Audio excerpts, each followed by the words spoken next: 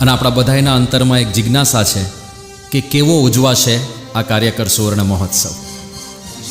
તો એક લાઈનમાં કહું તો જેવા ભવ્ય અને દિવ્ય આપણા કાર્યકરો છે એવો જ ભવ્ય અને દિવ્ય આ કાર્યકર સુવર્ણ મહોત્સવ ઉજવા. મને લાગે BAPSના ઇતિહાસમાં પ્રથમ વખત કોઈ મહોત્સવ એવો હશે કે જેની જય બે વખત બોલાય છે.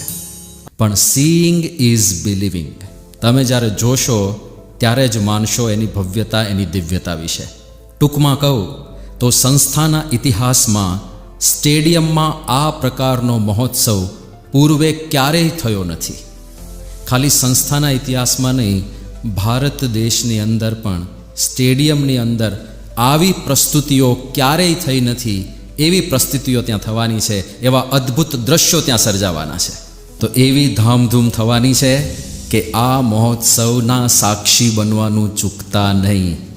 સ્ટેડિયમમાં તો કેવળ સમર્પિત કાર્યકરોને જ પ્રવેશ પ્રાપ્ત થવાનો છે, પણ ઘરે બેઠા આ મહોત્સવની એક સેકન્ડ પણ આપણે ચૂકીએ નહીં અને આ કાર્યકરોને મનોમન વંદન કરીને આ સુવર્ણ મહોત્સવે ખૂબ ખૂબ અભિવાદન પાઠવીએ.